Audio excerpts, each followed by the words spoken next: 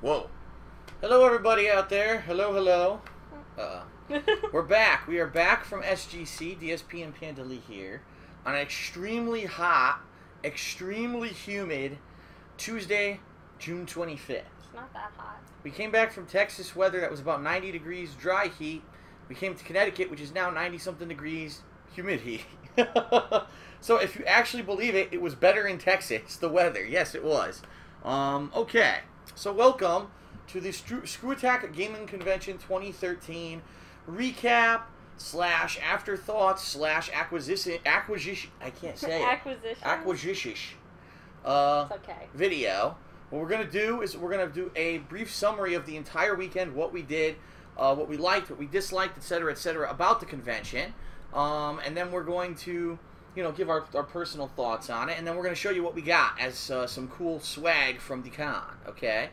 So, for those of you who weren't in the know, who haven't been paying attention, you must have really been living under a rock, because I was talking about SGC literally for like 2 months straight before the event. So if you didn't know I was going to be at it, I don't know how the hell you missed it. I've talked about it in every vlog and at the beginning of every stream that I've done for the past several months. Easy, they didn't watch your vlogs. So, SGC, or Screwattack Gaming Convention, it was a gaming convention held this past weekend in the Dallas-Fort Worth area in Dallas, Texas, at the Hyatt Regency Center. And this was a gaming convention by gamers, for gamers, meaning it wasn't anything with like massive corporate sponsorship. It wasn't a chance for some game publisher to try to push their agenda on you and advertise their game. It was nothing like that whatsoever. What it was a series of tournaments, a series of an area of casual gaming when it had arcade games. They also had console games. They had indie gaming heaven. All these independent game developers were able to showcase their games. They had a huge vendor room full of all kinds of cool merchandise. They had panels. They had autograph signings. They had events on stage, concerts, all culminating in the Iron Man of Gaming competition, which was a competition spanning 8. It was supposed to only be 7, but by surprise there was 8 different games, 6 of which were announced, 2 of which were mystery games. And the way that it worked was 100, I think it was, they said 108 people entered. Each day they would have a different phase. So day 1 was score attack and time attack on 3 certain games. Day 2 was head-to-head competition games. And then day 3, the finals, was mystery games. Okay, you have no idea what to expect the final day. And I did enter that competition. It was my goal to make it to the top 8 of that competition and basically have a fun time doing it. So let's talk a little bit about our trip. Let's talk about what we did. So Leanna actually came to visit me this past Wednesday, but it was very late when she showed up, so we just ran out, had some food, didn't really do much. The next day, Thursday, we had to get up very early because we had a ride to LaGuardia Airport, where we were driven in to the airport, and we took off via American Airlines. And the flight to Dallas was not too bad. There wasn't much turbulence. There were no delays. It was smooth sailing. The American Airlines planes are a little cramped. Definitely not as good as, say, a JetBlue, but the flight there was not that bad. I didn't have any complaints about it. They charge for snacks. For a cookie, it was $3.29. $3.29. I got a cookie from Starbucks for $2. Yeah, really annoying. That was awful. Yeah, American Airlines, just so everyone knows, they nickel and dime the passenger. So if you need to check a bag, it's $25 a bag. If you want to check 2 bags, it's $60. If you want to check 3 bags, it's $210, which I found absolutely insane. $210 because maybe I'm a business traveler or maybe I'm a musician and I need to check 3 items. Yeah, it's fucking ridiculous, but they rape you basically at the bag check. And then when we got on the plane, all you get is a complimentary beverage. That's it. Complimentary beverage. No snack whatsoever. No pretzels, no peanuts, nothing. No chips. No chips. You get nothing at all. If you want food, you have to pay. I think the cheapest thing is like $4. But that if you want cookie something, was the cheapest, like the $3 it was like $3.75, right? $3.29. There was like a cheese plate for $8. $8 for cheese, crackers, and like a grape. Like, what the fuck is this? So basically, the bottom line is, if you're going to go on an American Airlines flight and you think you're going to be hungry, buy food at wherever the food area is and bring it on the plane with you. Do not wait till you get on the flight. You will get destroyed. We wisely, I think you had food with you, right? Didn't you have half a wrap, half a chicken Caesar wrap? So she was fine, and I actually ate right before we got on the flight. So we got to Texas. Actually, we met up with, I forgot to mention, we met up with John Rambo at the airport in LaGuardia Airport in New York. Completely by chance, we showed up at exactly the same time. So we actually ran right into each other before we even went through security. Went on the plane. We flew. We landed in Dallas. It was fine. You know, no problems. We were able to meet up with a taxi. The taxi took us to the hotel, which is in downtown Dallas. It's about a half an hour away from the airport. Taxi ride was traumatizing. Well, because there was a tiny, and I mean, like, look. You see that? It was smaller than that. A spider in the taxi. And she got terrified of this. I was not. This small. This freaking small. She was absolutely terrified by a tiny spider. That thing was posing to lunge. You were flipping out about this. It was like a little baby spider. He's like, hello. You're like, oh, a spider. So anyway, so I killed the spiders to appease her so that she wouldn't have to worry about the spider. So we get to the hotel, and the hotel is gorgeous. I just want to say that the Hyatt Regency in Dallas, a gorgeous hotel. Huge, you know, big waterfall display in the lobby. They got 3 separate restaurants, so 3 different kinds of food, no matter whatever what you want. That gigantic ball is a restaurant. Well, that's not at the hotel. Well, it's talking about near it. There's also a Wolfgang Puck restaurant in this hotel. Unfortunately, I found out they're actually currently renovating it, and I think you could have eaten there if you wanted. Yeah, you could have. But do you really want to pay full price for Wolfgang Puck? You know it's going to be like $100 a plate. Do you want to pay that to be sitting there and probably in some construction or some, you know, not the right area? So we didn't go to that. Some big dude with a helmet comes by, what's this? So that night, we basically had nothing to do that night. I couldn't find anybody. We showed up too late. We showed up, we threw our bags in our rooms, I remember. We were very hungry. So we went to this place called the Centennial Cafe, which I'm going to be honest, that day they blew it. I don't know what they did, but they completely overcooked our food. We ordered steaks medium, and they came out overdone. Like, they were just gray. Your steak was the weirdest thing I've ever seen in my life. She orders a ribeye. It was a ribeye with cherry glaze, with whole squished cherries, and jalapeno bacon. So just think about that. A ribeye steak, cherries, bacon, and jalapeno. It wasn't very good. It was like the weirdest combination. You think maybe it would work, and then when you actually went to eat it, you were like, ugh, what the hell is that? It was gross. I remember you and John got a cherry, and that was like the only good thing about the meal. So John got a good burger. A brioche bun. Angus burger on a brioche bun. And I had a steak with chimichurri sauce, but unfortunately they were overdone. But I think it was because that day they had all these people training. They were like, 100 people kept coming up to us. Oh, yeah, like hi, how are you? Hi, how are you? I'm in training. I'm in training. I'm in training. Like, what the fuck? How many people work here? 7 servers approached us, and they all had different names, and I'm like, what the hell? Like, they just kept coming, and they would come at random points. And some of them would be like, oh, you need a refill on the drink. It's like, our waiter, who's getting our drink even? I don't even know who the hell's serving us. So after that, we went downstairs, but it was past 8 o'clock, and we found out that registration for SGC had closed at 8. So there was no one around. I was like, oh, shit, now how am I going to know what to do tomorrow? Because I was a featured guest. I had 2 vendor tables that needed to get set up. At this point, OJ and Carol Ann hadn't arrived yet. They were actually showing up very late in the middle of the night. They had almost a red-eye flight because they had worked during the day, and they needed to get in there early tomorrow to set up these tables. So I had to figure out how to get all this info. So I actually emailed Stuttering Craig, and he shot me back an email. I gave him my phone number. He called me, and then we actually met down in the lobby, you, me, and him. And he handed us all our badges. He brought us into the vendor room, which was a very nice room. The table space was excellent, like outstanding. Compared to other conventions I've been to, this was very attendee-friendly and vendor-friendly. Like, the vendor room had power strips set up right behind your table if you wanted to plug anything in. Extension cords, space, chairs, everything was already done. I've been to conventions where shit, you have to do it yourself. This was very well done. And so he showed us everything in the vendor room. He says, all right, he told us what time it was going to open. We're like, wow, thanks so much for having us, Craig. Really appreciative of that. And so that was pretty much it for Thursday. It was just traveling there and getting everything situated. Then very late at night, OJ and Carol Ann did finally show up. It was probably past midnight, right? Wasn't it like 12:30, 1 o'clock? Yeah. So we had them come by our room, and we gave them their badges. We explained how the vendor room worked, etc., etc., and then we went to sleep. And so then the fun began on Friday when SGC... Wait a minute. You forgot to tell them about the problem we had with the suite. What, the TV? Oh, so if you haven't watched it yet, the first 2 videos that we put out when we were at SGC this weekend were of our really awesome hotel room, the suite that we had 2 rooms. One is a humongous living room with multiple couches, sleeper, sofa, table. Everything's beautiful, and we're thinking, wow, this is awesome. At night we can relax, we can lounge on the couch, we can watch movies. And it even had the TV, even had a hookup where you could plug in, like, for example, a VGA cable, HDMI, composite audio in, and stuff like that, so you can hook up your own components. That's the purpose of the hotel room. Turns out that the one in the living room didn't work. Like, we had our laptop, we had HDMI in and everything, and we go to hook it up, and it doesn't work. And we're like, oh, you gotta be kidding me. So we got this big suite, awesome room, but the freaking TV thing didn't work in there, but the one in the bedroom did.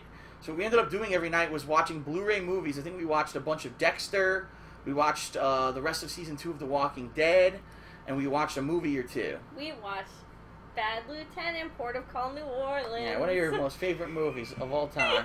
If you have a night where you want to torture yourself, if you feel like you were a bad person that day, and you really want to punish yourself, watch that movie because it's a piece of shit. It's another Nicolas Cage masterpiece, let's put it that way. I told you not to watch it. She forced us to watch it. It was a steaming pile of donkey shit. You bought the DVD. Because it was like $5 at Best Buy, and I didn't know what it was. I said, I'll just get it. Alright. These fucking iguanas. So, yeah, these fucking iguanas. He slaps the iguanas. You don't know what we're talking about. You gotta see the movie. It's the dumbest fucking movie ever made. Up on the internet. Alright, so then Friday morning, the fun started. The convention launched. We went down to the convention room, or I'm sorry, the vendor room, and OJ and Carolyn had already set up their booth. They were ready to go. And what we did, we didn't have anything to sell. You know, I still have the Project 7 t-shirts, but I didn't think anyone would want them, and it would be too much of a hassle to bring them down to Texas. So I don't have anything to sell. So all I did is I brought my laptop, which I have right here in front of me now, and we set it up on the table. And what I had actually done was I put a big chunk of my The Last of Us playthrough onto a portable hard drive, and I plugged it into the laptop, and I had that playing on loop on the laptop, and I put both of our business cards in front of it. So when people came by and said, oh, what's this? I said, oh, hi, I'm Darkside Phil. You know, I'm on the internet. I'm a Let's Player. You can find all my stuff on DSP Gaming, and also I live stream daily on Twitch TV. Here's my business card. By the way, we have a panel today at 5 p.m. If you want to come check it out, I'll explain everything that I do, yada, yada, yada. So I give him my spiel, and we would hand him a business card. And that's pretty much all we did for most of Friday. We just sat at the table, kind of promoting ourselves. John Rambo actually grabbed a huge box of business cards. He had 1,500 business cards he brought with him, and literally all he did the entire convention was walk around handing these out. The guy's a beast. Like, I don't know how he did it. Nuts. I don't think we saw him we saw him maybe 3 times at the convention. Rambo was almost never at the table because he was promoting Shanaz Man a Hole Punch the whole freaking time. He told me he handed out something like 700 of the business cards. That's insane. He was going like, if there was a line for autographs for like the Angry Video Game Nerd, he would just walk down the line and go, here you go, here you go, here you go. People would know what it is. He would just hand them a card, and he handed out that many cards. So here's hoping that, you know, his efforts, turn out well, and that some people check out the show that haven't seen it before, because it's a great show. I think more people should give it attention and give it a watch. I didn't get a card. You didn't ask for one. Neither did those 700 people. That's a good point. But you know where to see his content already, so you don't need a business card. Doesn't mean I don't want one. Alright, so that's what John was doing. And we basically sat at the table till about, I don't know, I want to say it was about 4 p.m., something like that. And then we said, alright, our panel's at 5, so here's what we'll do. We'll go grab all the equipment out of the hotel room that we need, because we brought our own projector and all this stuff. We'll head down to the Iron Man of Gaming. I'll play the 3 games today for the Iron Man of Gaming, then we'll walk right across the hall and set up for the vendor panel. So, went down to the Iron Man of Gaming, and a bunch of people were with me, like John and a bunch of fans were with me, and they wanted to watch me play, but unfortunately, day one, they didn't let that happen. I guess they didn't want interference, or they didn't want people giving tips for the speed runs or whatever, so they didn't let those people in. It was just me and Leanna who were able to go in, and luckily they let Leanna record my runs. Although, to be honest, I'm not too proud, because I fucking choked so bad in some of those. Well, first of all, let's clarify here. I actually did really well in Sonic. In Sonic, I think I had pretty much what was close to my best time ever on one of the runs. And so, Sonic, I actually got a significant amount of points for my performance in Sonic 4. Mario Kart, and this is what threw me for a loop. Mario Kart, I actually thought I did pretty good. I think it was like 2 minutes and 18 seconds or something like that. And all the time that I was playing Mario Kart, the best time I had was like 2 minutes and 13 seconds. I actually found out that's a horrible time, apparently, because I got 0 points for it. I was like, holy shit, these people were fucking serious about this. Like, they must have been looking up the speed runs and trying to pick the right character and emulating exactly what the people who got the world records did, because they must have blew me out of the water for me just trying to do it, you know, on my own without looking that shit up. And then finally, Tetris. Now, let me tell you something. We've been talking about this the whole time that I've been practicing for Tetris. The game is random. The game can break you or be really lucky too, and it all depends on the pieces and the piece selection that comes out for you while you're playing Tetris. Now, the goal was to get as many points as you can in 3 minutes. I've gotten as much as almost, I think it was like 59,000 points on one run. So I know how to play the game. I know how to set up the Tetrises. The game screwed me royally, okay? What it ended up doing was giving me a bunch of the straight pieces at the beginning, and then I never got any more. So I actually set up the screen to have like 5 Tetrises, and I never got the long pieces to do it, so I lost. I only had like 9,000 points, so I also had a horrible score in Tetris. So I was like, oh God, please let my score in Sonic pull me through this, because I know I did good in Sonic, okay? Alright, so then we had our panel, and I don't really have much to say about it. Besides, if you want to watch it, you can watch it. We recorded the whole thing. Special thanks to Sturmgeist, who actually was doing the camera work, and special thanks to the gamer Jay Lee, who was actually doing the laptop stuff while we were up there, because without them, we wouldn't have had anyone to do the maneuvering around of the screen and also the recording of the panel. So special thanks to both of them. Definitely check out the panel over on the King of Hate vlogs if you haven't yet. It's very entertaining. It's interesting. The Q&A I thought was pretty good this time, so definitely check that out. That question was awesome. So then after that, pretty much it was winding down. There wasn't a heck of a lot else to do.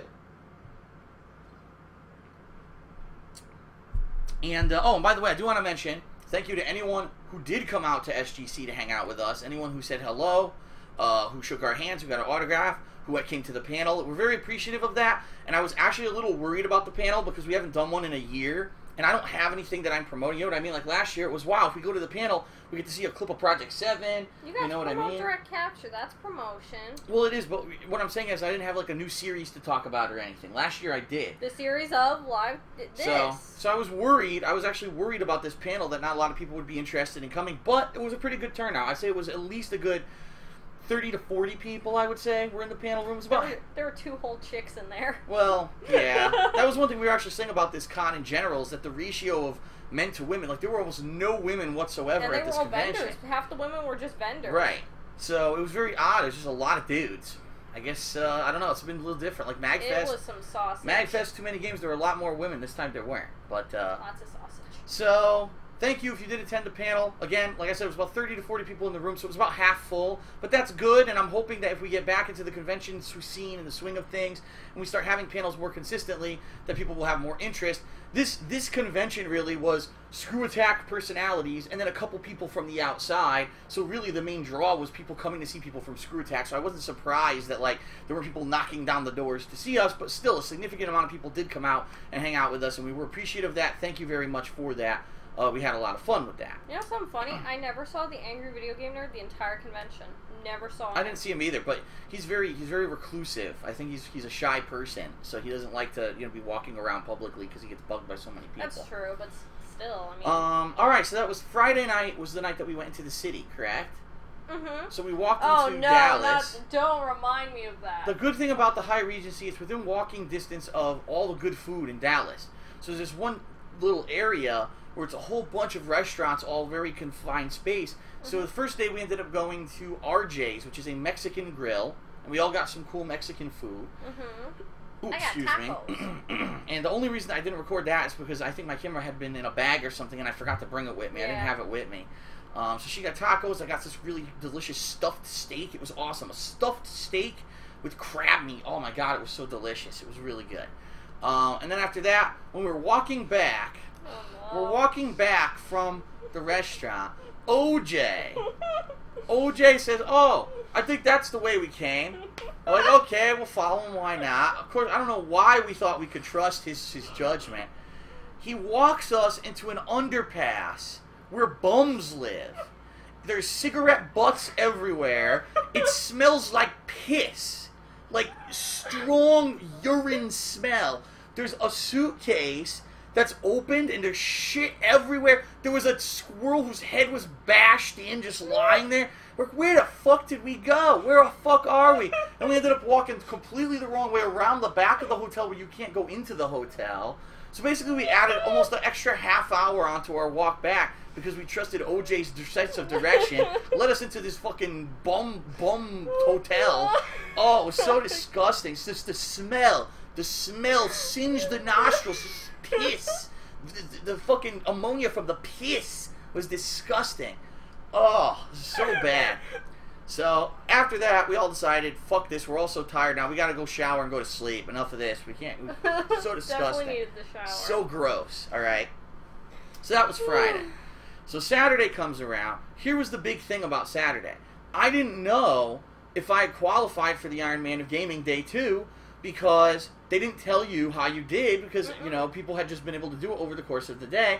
They said that they were going to write the results and leave them out in the lobby, and they never did. So we had no clue whether or not I was in Day 2 or not. So thank you to the fans who apparently were following, I guess, Chad from Screwattack's, his Twitter account. He tweeted out the people who had made top 32 and were going to be competing in Day 2 of the Iron Man of Gaming. And someone caught that and tweeted it to me. And luckily, thank God, I woke up early that morning, around 8:30 to use the restroom. And I looked at my phone. I was like, oh shit, we got to be down there for 10 o'clock to play in the Iron Man of Gaming. So we jumped out of bed. No, I didn't jump out of bed. Well, I did. I jumped out of bed. No, he shakes me awake, and I'm like, and he's like, we got to get up. I made it to the top 30. I thought it was like, I knew it was early, but you're like, we gotta be there for 10 a.m. It's like 8:30. I'm like, you son of a bitch. Yeah, I had to get up. And then that resulted in one of the most hilarious injuries. It did? Remember? The shower? Oh, when you walked head first into the glass? I walked right into the... We were going to take a shower because especially after the walk we had done the night before, we were like, we got to shower before we do anything today. And the way the shower was, it was, how can I picture it? So it's a pane of glass. On one side. And then here's the shower curtain. So you would just pull the curtain back and walk around into behind the glass, and that's where the shower was. She walks head first into the glass. Boom. I'm like, oh my god, I was so worried, but she was okay. You started to cry. I was afraid because you walked right the fuck into it. I was like, oh no. I was so worried. Cry that much. I was so worried. I thought she busted her head open. Seriously, I thought you were going to start bleeding. I wasn't even like, look, there's not even a single indication I hit it. It was so loud. It was boom. It really sounded like you ran into it. Like, boom. I was like, oh my god, are you okay? So luckily she was okay. It's okay. So then we headed down to do the Iron Man of Gaming. Oh, it was fucking ridiculous. So we go down there. Of course, we're all groggy and everything. I think I grabbed an energy drink, right? I was awake. I got an energy drink from the store down there. I chugged it. And they're like, all right, the first game's going to be Halo 2. I'm like, son of a bitch. Of all the games, you start me with the one game that I didn't practice at all. I had no ability to practice. So, you know, some people, it pisses me off because some people were like, Darkside Phil doesn't know that Halo 2 can be played on the Xbox 360. It's backwards compatible with Halo 2, and he could have practiced it. Wait a minute. You can't play it online. So who the fuck would I have played with? I played by myself? How would I have, you know what I mean? It would have been completely worthless to buy Halo 2 and play it on the Xbox 360. Plus, the controller's not even the same. So, you know, really stupid, these dumb comments. So, Halo 2. The way that it worked, it was a 4-player free-for-all match. On a map, of course, I've never seen. Controls I didn't know. But the good thing about me is that on the fly, I'm good at kind of adapting to a situation. So after about a minute of playing and not knowing what the fuck I was doing, I learned what button was the grenades, what button was melee, what button was what. And I started doing all right. So I think the scores for the 4 of us were like, the guy in first had like 28 kills, the guy in second had like 21, and I had like 18. So I was like right on his heels. I definitely could have made the top 2. Unfortunately, I didn't. And the way that it worked was that the only way you could advance is if you were top 2. And then you would go to another 4-player free-for-all. And then they would eliminate another 2, and then do another until the final 1. So, unfortunately for Halo 2, I got 0 points. Nothing, because I did horrible. I was out in the first match. Well, you competed with 3 other people. 2 of those guys were, like, real serious. Like, they knew that game inside and out. And one guy, I swear to God, never even, like, saw the game before in his life. Was like, what, dude? No, and that was the guy who, he was a previous Iron Man Gaming winner. That was the funny part. He was, I think his name was Ryan, I want to say. Yeah, he was a previous Iron Man Gaming winner, and he'd never played Halo 2. He was like, fuck it, this is my game where I don't give a shit. I'm just going to lose. So it was funny, because the 2 guys in the tournament who made top 8, me and him actually were eliminated from the first round of Halo 2 in the same match. So how funny was that? Alright, so then we went back to the vendor room for a little while, met with some more fans, you know, yada yada, killed some time. Signed some stuff, and we had to go back for, Street Fighter. What time did, about noon they said it was going to start, but it ended up starting a little later. It started like around 12:30. So, Street Fighter, of course, this was my event. This was the one I said, I have to win this. This is going to put me into a good position to get into day 3 in the finals. Incidentally, no one there was a tournament level player. It wasn't like someone, oh, Justin Wong walks in and wants to fucking play. Nothing like that. Which was good for me because it made me be by far the best player there. I really don't have too much to say about it. Besides, I just kind of steamrolled through it. I do have to say this, I was clutch, meaning, unlike a lot of the times when I enter tournaments, I didn't blow it, I didn't drop my combos, I was doing everything consistently well, and just a solid all-around performance led to me winning the tournament. And there was no lag. And well, obviously there's no lag, but then a lot of people say, oh, he's not, look, when he plays at a tournament, he's not yelling and screaming and complaining. Of course I'm not, because in a tournament, there's no lag. I can actually, if you watch the tournament videos, you'll see, I get all my combos. I get everything. Every time they jump, I get a reversal dragon punch, because it works. It's not fucking lagged, and it's not dropping my inputs. So that's why I didn't freak out during the tournament, because everything actually worked. You also got put into the next match because the first guy that you're supposed to play didn't even show up. He knew that he was going to play you, and he was like, can't do this. Well, I don't know about that. Yeah, that's what it was. Well, I got a first round bye. That is true. I did get a first round bye. A few people, it was weird. A few people didn't show up for day 2. Almost like they thought they had done so well on day 1 with their scoring that they didn't even need to be in day 2. I don't know. Or they just thought they didn't qualify, maybe. So, I don't know. But, so I just basically steamrolled through the whole tournament. If you want to see those videos, they're live on the King of Hate vlogs. Leanna recorded every single match, so you can check those out. Okay? And then, after that, I won. I got 100 points for that. Put me in a very good position. Next was NBA Jam. Now, this one, I didn't have a fucking clue how I was going to do. Okay? Simply because I only played like 3 matches of the game total ever. Like 1 or 2 against John Rambo, and 1 or 2 against people online where they dominated me. And I was like, damn, how am I going to do in this game? So I watched a couple people play it before I started my matches, my tournament matches. And I quickly realized all people were doing was basically, as soon as they got the ball, they would use L1 to have their computer AI-controlled partner push the guy down, and they would just try to evade the other guy and either go for a three-pointer or jam the ball in. Now, what I noticed is that people were having a lot of problems with dunks, that when they tried to dunk, someone would steal every time or it would bounce off the fucking rim. It was stupid. So I said, it looks like three-pointers go in almost every time as long as you're open. So I said, all right, here's my strategy. I'm just going to be trying to get three-pointers, unless I absolutely need to just get a 2, but I'm going to be shooting most of the game. I'm not going to dunk. And turns out, I destroyed people in that competition. Like, I played 3 matches in a row where I doubled the opponent's score. So it was like, I trounced the competition. And it was pretty funny, because like I said, I didn't even know the game. I learned the game on the fly during the tournament, and I did extremely well. And then finally, the match for 3rd place was a little bit tricky, because the guy was good. He obviously played the game, he was good. It was a close match, he did lead me for most of the match, and he ended up beating me by like 5 points. But it was a really good match, very well done by him, and it was fun as hell. It was a lot of fun. So I ended up getting 3rd place in NBA Jam, which gave me a significant amount of points. Now, I said to them, will I make top 8? And they said, we're not sure. But then what I did is I looked on their PC, and I figured out I was going to have 196 points going into Sunday. And looking at the standings, I said it looked like, yeah, I was in the top 8. So unless there was some miscalculation there from them, I was going to be in the finals on Sunday, which I knew. So that's when I kind of tweeted. I was like, I think I'm going to be in it. It's not official, but I think I am going to be in it.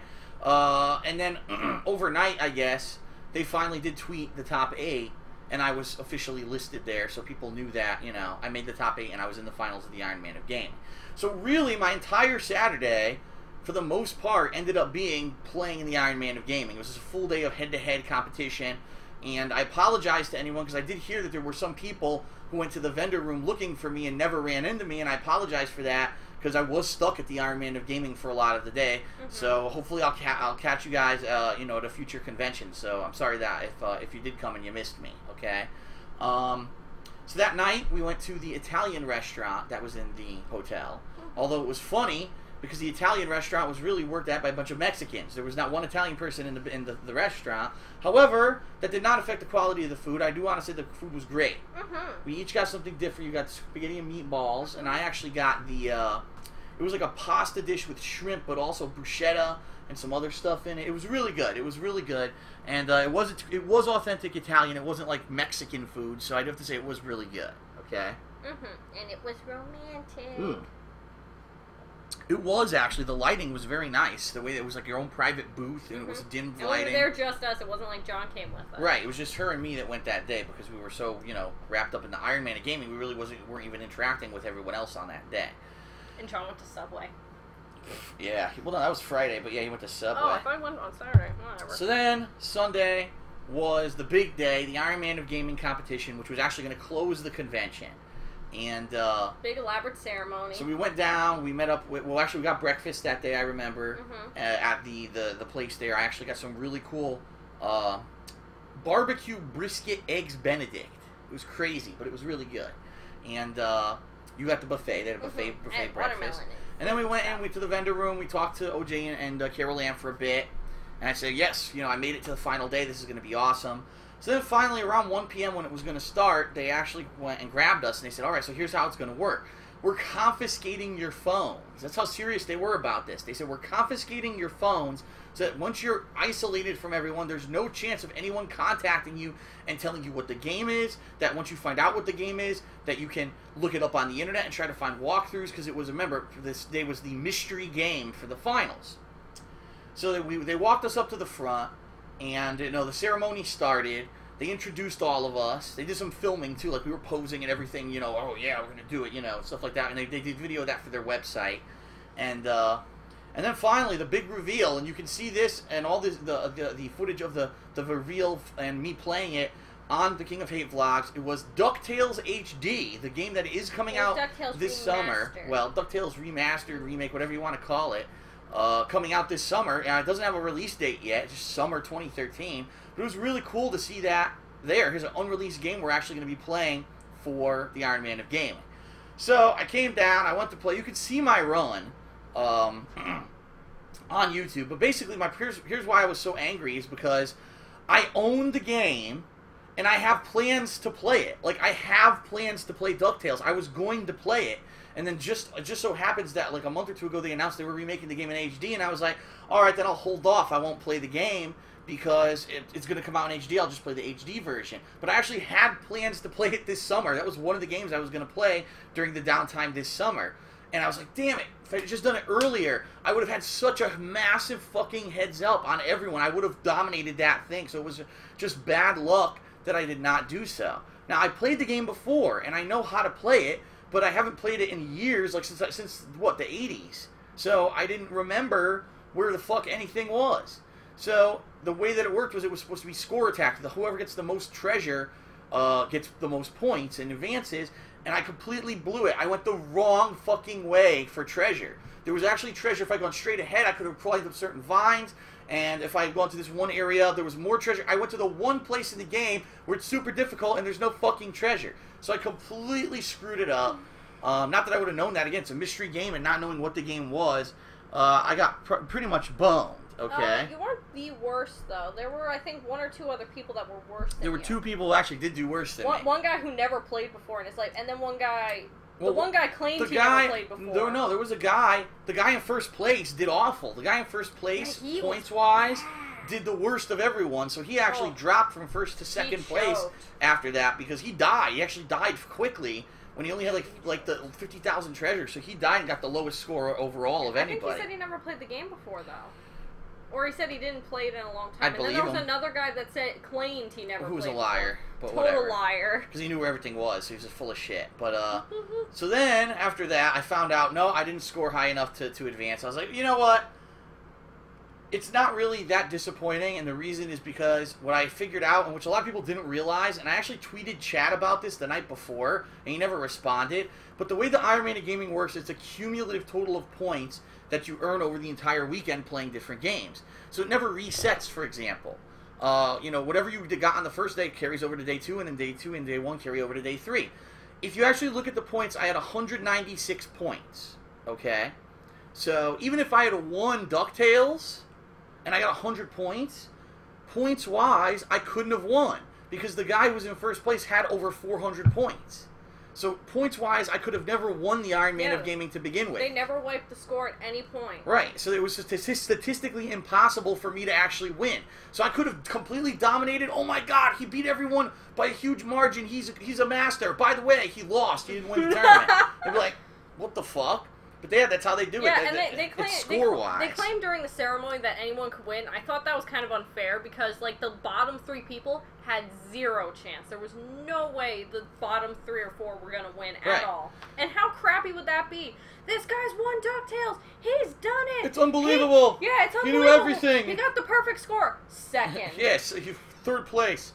Yeah, it just stunk. It stunk. It was me. We were 3 people who had below the amount of points that we would have needed to actually win if we had won Ducktales. So, statistically, it was impossible for me to win. So, it's kind of deflated there, but I kind of wasn't as disappointed that I did so bad in Ducktales, because I knew I couldn't have won anyway. Yeah. But then, all of a sudden, a huge announcement, they say, oh, we're going to have another game. And everyone's like, what? Like, we didn't expect that. And of all things, it's the new Killer Instinct they have. And I'm like, I kind of kicked myself. I'm like, fuck. Even though I wouldn't have won the event, I know I would have whooped ass in that game because I played Killer Instinct at a tournament level when it was in arcades. I know all about the game. I know about the the Ultra Combo system. Now, of course, I wouldn't have known any of the new stuff, but the bottom line is just my knowledge of the basics of Jago and Saberwolf. I definitely would have won. I would have whooped all of their asses. In fact, the one person who kind of knew what he was doing showed that he was so bad at fighting games, because then the other guy who won the event, who was the returning champion from last year, literally won by doing this. He beat the guy who knew how to play the game by doing this. Mashing, and he was getting random combos, and he won the whole damn thing. So... You know what sucked, though? Am I disappointed that I didn't get to play Killer Instinct? Yes, obviously. But it's only a few months away. And the bottom line, again, the big deflator would have been, I win Killer Instinct. Oh my God! Phil has completely dominated everyone at Killer Instinct. He did Ultra Combos every match, and he loses the tournament. You know what sucked, though? Is when they were doing the reveal, I was possibly the only one sitting in that crowd. How many people were in that audience? About 1,000. A lot of people. I'm sitting there filming the screen. I'm waiting, and I guess the Killer Instinct logo comes up. People start screaming uproar. I'm like sitting here like, okay. Well, are we excited? Never played it. Yeah, I had no clue what the game was, and even when they showed it, I'm like, oh. Yeah. Well, you're not. Meanwhile, people were standing. You're not of the generation. You're not of the generation. I know. I grew up with it. And I made the biggest mistake. I don't know if it was on camera or not. If I said it, I said this kind of reminds me of Bloody Roar, because I looked at Saberwolf and he looks like the one character from Bloody Roar. The guy next to me, I thought was gonna choke me out. He was so pissed when I said it. He was gonna kill me. I was the only one that wasn't like jumping out of my seat, pissing and shitting all over the floor. Well, some people have asked me, well, am I disappointed I didn't get to play Killer Instinct? Yes. But I'm not super crushed or anything. I'm going to get to play it in a few months anyway.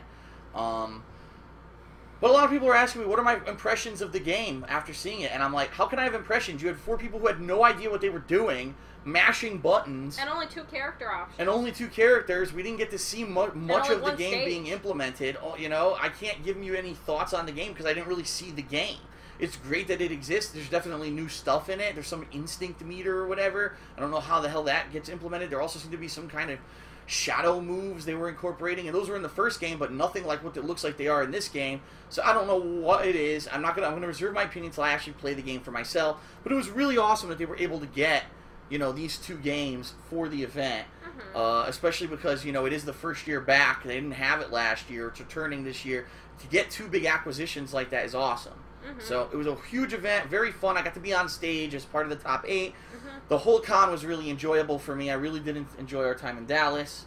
And the closing ceremony was funny. The closing ceremony was awesome. That was funny. Everyone was crying for no reason. Well, I don't know. I get the guy that won why he cried. I get it because when you have adrenaline running through you like crazy. Yeah, well, keep in mind, here's a guy who he claimed practiced hundreds and hundreds of hours. He said he practiced like 100 hours on each game. And I do have to say something about that.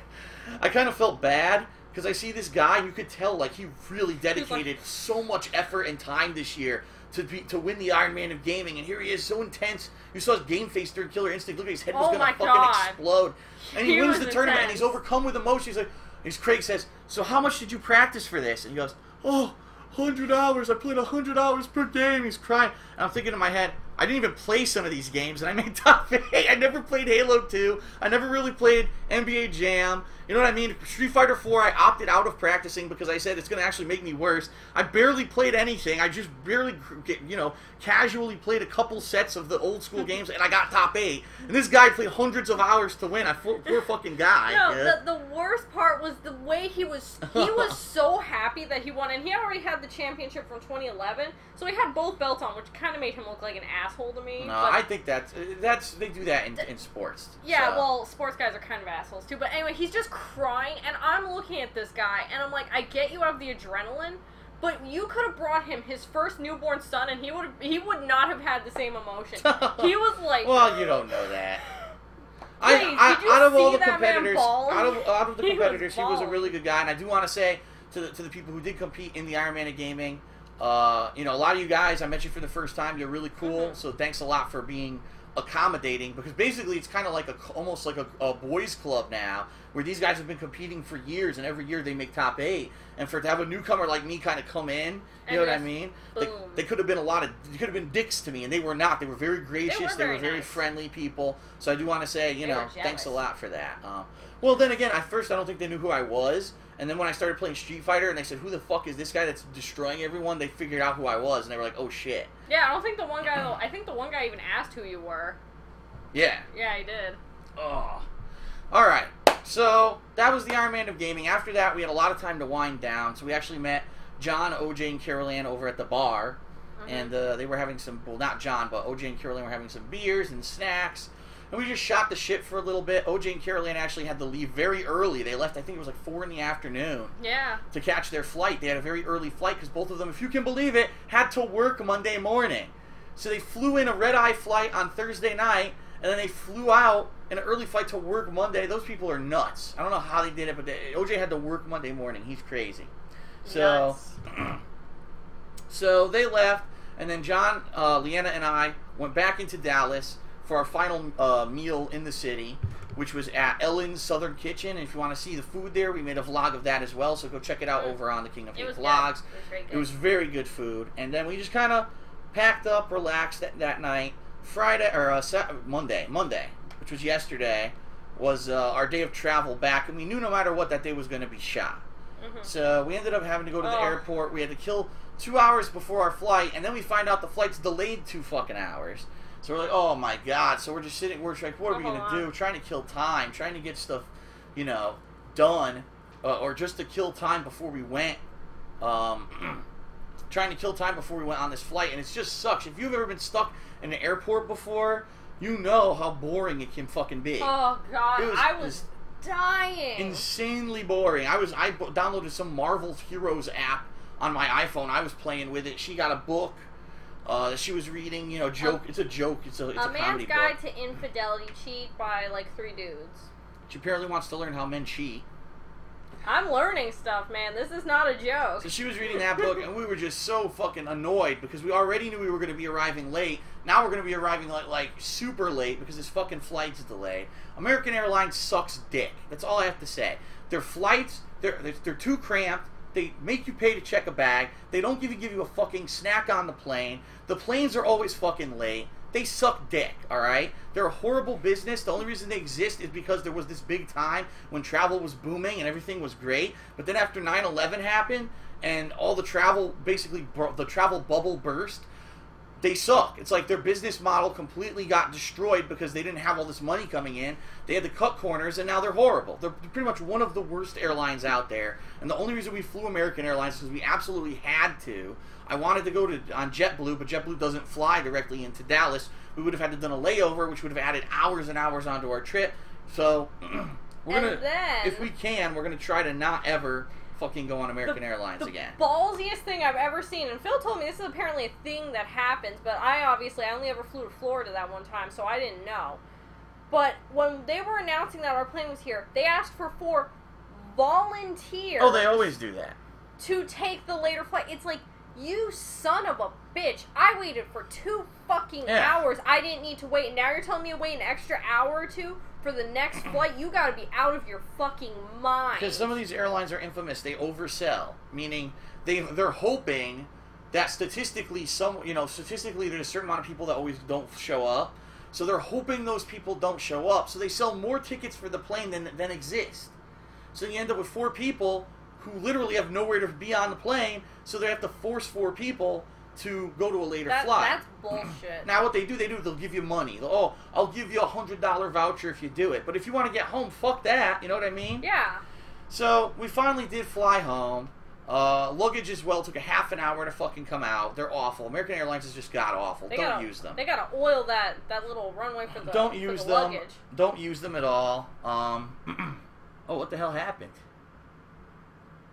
It looks like the stream blipped out for a second. I'm trying to see here. Everyone, it looks like the stream blipped. Sorry about that.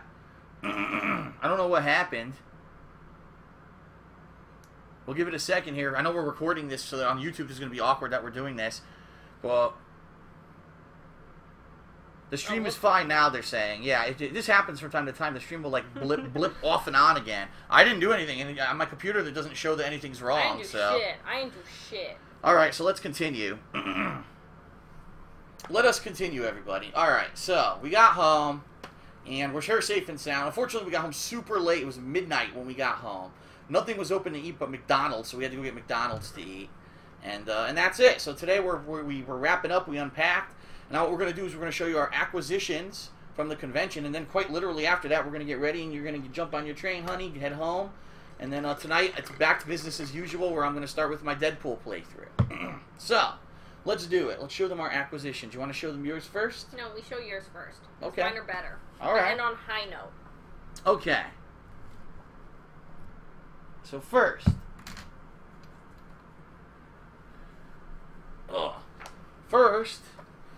the only shirt that I bought at the convention, reason being I have too many t-shirts, but you're going to recognize this if you're a fan of mine and you've been seeing things that I wear. So how cool is that? So I already have the Mega Man shirt, but Level Up Studios, that's the company that makes this, made a Proto Man t-shirt.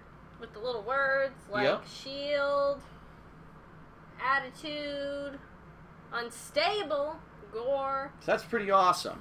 And so that was my one t-shirt acquisition, okay? Now I got a bunch of other stuff. Now, if you're not aware, okay, basically Carol Ann and OJ went to the convention for free because they're friends of mine, and I wanted to have them come in as part of our group. And so they didn't pay for anything, they didn't have to pay for registration or for the vendor table or anything. So they wanted to give me something as a way to say thank you. And one of the cool new products that Carol Ann is selling with Athena's Wink are, well, I'll just show you. Why will I spoil? I'll just show them. Check this out. That's right. A custom flask. Okay. Nuka-Cola. And what it is, it's supposed to be for alcohol. And it's Nuka-Cola. Water. Opens up, and actually the cap stays attached to it, which is neat. So it has a custom cover there, Nuka-Cola. On the back, it says Nuka-Cola along the highway to nowhere. It says ingredients: water, wormwood, high fructose corn syrup, radium, cocoa leaves, and caramel coloring. So it's pretty cool. A little closer to the camera there. And you were wearing your Nuka-Cola shirt the day they gave it to us. I was. It was so funny. That first day I was wearing my Nuka-Cola t-shirt, and I saw this. I was like, wow, that's awesome. And then they ended up giving it to me. They asked me which one you want, and I said... So they have other ones, too. Just so everyone knows, if you're interested in these, you can get them, I believe, on the Athena's Wink website, or if you run into Athena's Wink at any convention that they attend. Or you can follow her on Twitter at Athena_Chan on Twitter. Right. So they have this. They have one that was the E-Tank from Mega Man. They had one that looked like a Game Boy. They have some really neat ones. People, this by far, they said this was the biggest seller of the convention. They sold like a bajillion of these. And that I think sold more than the hats. This is, I believe, is the 6 ounce. They also have a bigger one, a taller one that's an 8 ounce. So you can get either one. But they gave me to this as a thanks for getting them into the convention for free. And I'm very appreciative that they came. It was awesome. I think, honestly, they were a draw for us to help people come over to talk to us as well. Yeah, because we were right next to them. But and it was awesome. Good stuff. The only thing they didn't have was panda hats. And I thought that was bullshit. All right. Now, the next things that I have were actually donated to me by a fan. There was a fan who came up to me at one point and who actually gave me a few cool things. Blech. First of all, it's bead art. And you may say, that's pretty cool, but it looks familiar. Yeah, this is the Mega Man jumping sprite from the NES games, only it's the Spartan. So they redid the Mega Man with the, what is it, the Needler? Or it could be the Plasma Gun, too, I'm not sure. Why are you talking to me like I know? And, you know, it's Master Chief. So that's pretty cool. The jumping Master Chief. And it's a magnet, by the way. I gotta put that on my fridge. And then he also got me... another magnet. The crazy Raider dude from Borderlands 2. As a magnet, but it's so cute. And he's also in the Mega Man jumping position. So I got 2 really cool bead art magnets from that fan, and then he also gave me Assassin's Creed 1 for the Xbox 360. I guess he bought it at the convention and gave it to me and said, I hope that you'll do a playthrough of it eventually. So there is a chance that I will eventually $10. play Assassin's Creed 1. I now have it. I don't know if anyone would want to see me play it, but you know, I have it now. So very nice. The only other last thing I want to show you is my cool badge, which was really neat. So that's the badge from SGC. That's what it looked like, and I was a VIP, so I got the VIP badge. But also, the lanyard is awesome. It's a Twitch TV lanyard that has all kinds of different stuff from Twitch TV Twitch on wasn't it. involved in the whole thing. It's kind of funny because if you don't know this, Twitch TV crashed during the course of the weekend. Twitch TV literally just went and died this weekend. So good, it's actually perfect timing for us to be at the convention because I wouldn't have been able to work for like 2 days. So Twitch TV completely crashed. Twitch TV blew it. But they were live streaming the event. I hope that a lot of people watched the live stream of the finals of the Iron Man of Gaming. I heard that a lot of people did and were chanting DSP and spamming my face icons in there, which is pretty cool. So that was pretty neat that everyone did that. All right, so now you want to show your stuff, honey? The good stuff. Which one do I want to show first? I think I'll show the one that the fan gave me. This was from... was it from Gamer J Lee? That's from the Gamer J Lee gave you that, yep. Yes, is this right? Okay, good. Bam! The Sims 3 beat art. Yeah, Sims 3 beat art, which is kind of good but kind of bad. It's good because I'm very well known for playing The Sims, even though that's the one thing I haven't played in like forever, but I'm that Sims girl apparently. But it also sucks because I don't play it anymore because I think they've gone to shit. But that's a different story entirely. But I still appreciate the gift. Well, bead's coming loose, I'll have to glue it. But it is really awesome. I'd like to thank the Gamer J Lee. I had his card, but not with me on the exact moment. All right. But that was my one gift, and I signed some stuff too. I signed stuff. And this is actually a gift for my mom.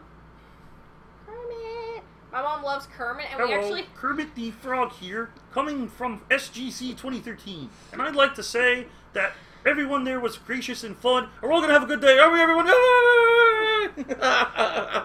it. Don't touch it. But no, my mom had a Kermit plush when I was a little kid. Kermit was like her favorite Muppet character, which is funny because she was like 30-something. She's like, I love this Kermit. And he eventually became a double amputee. So it was very sad. He had first he lost his hands, then he lost his full arms, and he became a double amputee. And I think we still honestly have him to this day. But I decided my mom needed a new replacement Kermit. But I don't know if I'm gonna give it to her now because it's kind of fun. I was like bonding with him the whole time. Love you. All right, and your final acquisition. And then the final acquisition, this box. A box. Yes, it was the. There's illegal contraband inside. Drugs. Chinese drugs. I like how Chinese drugs, like the drugs wouldn't be in America. Like Chinese have their own. I guess maybe they would have. Maybe they do have their own special meth. Who am I to judge? Which way? Okay. Ah, pandas. Bam. Now that's gangsta right there, and you can roll it up like I had it, but. I was kind of bummed because the guy, first off, getting this thing was the biggest pain on the last day. You want to tell them the story about how we almost didn't get it? Well, the guy, he was understaffed. He had a giant booth that was like hundreds of t-shirts, but then he also had a booth that was like replica swords, wall scrolls, and like jewelry. But he couldn't be at both at once, so we thought that the booth was like unattended. We're like, who the hell is working this booth? We were looking at the merch and we wanted to buy this and we couldn't figure out who to talk to about it. Yeah, he had it that they were separated. It was like a half wall separated. There was a wall. We thought it was a completely separate booth. And I kept looking. I'm like standing there, trying to look. Where is this guy? Come on! Like I was like, we're gonna go over there and we're gonna take the replica swords and ransack the place. Take the scroll and leave like $5. See if he figures out what happened.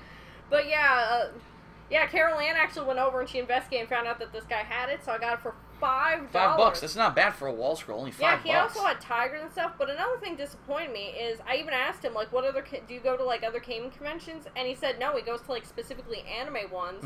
But because the last few of them kind of sucked that I guess they went to, that he made the exception to go to this. So I hope, I can't remember the guy's name or the name of his stand or anything. But if anyone who went to the convention knows, and they can track him down and find him and make him make more of these, I will appreciate it. Alright, so that's pretty much it for the SGC recap stream. What I would like to say in particular is very special thanks to, obviously, Stuttering Craig and everyone at Screwattack for having us out. We had an absolute blast. It was fun as hell having a vendor table, being able to meet with the fans, being able to have the panel after being a year out of the scene. In addition to that, being able to participate in the Iron Man of Gaming and ended up getting top 8. What this for me was really a chance to see that if I actually tried hard, if I could still get back into a tournament scene. And what this has shown me is that if I just dedicate some of my time and effort, that I could do it if I wanted to. And that's a good thing to know, that maybe one day if there's a fighting game that comes out that I really like and I want to get back into the tournaments, I might be able to do it. Oh, I can still do it. We totally forgot to tell the Injustice story and the Aerosmith story. There's what? Remember? Well, you weren't there, but on day one, you went off to Well, go I wasn't somewhere. there, so how would I know about the story? Well, I told you the story. You could easily retell it. I wasn't there. Jesus Christ, I wasn't there All right, when let's go. JFK Let's got hurry shot, up, but because I can tell we gotta end this soon. Okay, but anyway, so the first day, you went off to go, I think that was something with the Iron Man and gaming related. You went over to, like, find something out about it, or you went to go talk to someone. They had Injustice at this one booth on cabinets, and I've never played on, like, an old joystick with the buttons and everything, and it was super crazy, but there was this little kid that was, like, 10 years old. I don't know how old he was. So I said, you know what? I want to try this. And I won my first time ever playing a fighting game on a little old-fashioned cabinet. I whooped that kid, and I felt bad, but at the same time, I felt so glorious for learning how to, like, play like an old-fashioned arcade. She feels glorious for beating small children in video games. That's nice. I used Harley Quinn. And then we can tell them about Aerosmith. You What were about there it? for that. Oh, we played Revolution X? Yes, that is the greatest arcade game to ever come out of this generation. Well, it was an interesting arcade area that they had some games that were actually like classics. They had some games that were kind of like weird oddball games I've never seen. A Pinocchio fighting game. Yeah, the Pinocchio fighting game was hard. But we played Revolution X from the whole game, start to finish, which is a quirky game. It was interesting. That was the era when the PlayStation 1 had just come out. It was actually a PlayStation 1 launch title. So that was the era when everything was into those, like, digitized scans of real people. The Mortal Kombat, all the games had that kind of art. So many memories. And so they figured out it was an easy way to make a game, and they had this shooter game with Aerosmith tied into it. It had all Aerosmith music, shooting CDs and stuff. It's actually not a bad game. It's just so weird. It's kind of stupid though when you think about it. Well, it's silly. We didn't save the whole band either. We didn't save anybody. We didn't find them because I know there's 100 secrets in that game. And I don't remember any of them. I used to know them, but I forgot all of them. We saved over the years. So. But we saved the women. We saved the We always got to save the women with the bikinis. So that's it for our recap of SGC and acquisitions. Again, special thanks to Craig. I haven't had a chance to do it because we've just been so busy. I'm gonna write a formal email to Craig to let him know how much we appreciate having us out there, and hopefully, fingers crossed, we'll be able to go back next year. Now, I do want to say I am very honored to have been in the top 8 of what supposedly is the final Iron Man of gaming. This thing is an ongoing thing for years. It's been going.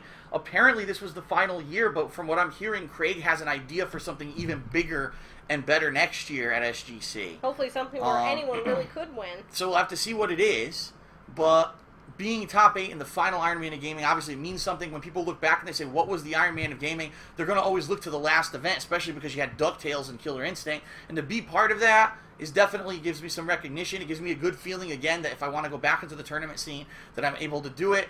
For all the people who out there who always say that, oh, he's horrible at games, I think this is kind of a shot to or punch in the face for those idiots, because the bottom line is, again, I can be good at games if I want to. If I actually want to take a minute to try to be serious with it, I can do it. The thing is, when I'm doing my playthroughs, I don't want to do that, and that's why I play. Oh no, he sucks at Metal Gear, because I wasn't trying hard to do good at the game. That's not what I do. I'm not a top-level pro player at every game that I play. I'm trying to have fun. That's the key here. So thank you to everyone at SGC. Thank you to everyone at Screwattack. Thank you to all the fans who came out to see us. We had a very fun time. And quite literally, we're right back to work here because we got this stream. And right after the stream, I'm going to be working tonight. I'm going to be playing the new game Deadpool. So right back to work, right back into the swing of things. It's going to be a fun week with a lot of new fun stuff coming up. So definitely tune in. Thank you, everyone. Have a good day. And I will see you for gameplay very shortly. Thanks a lot and peace out.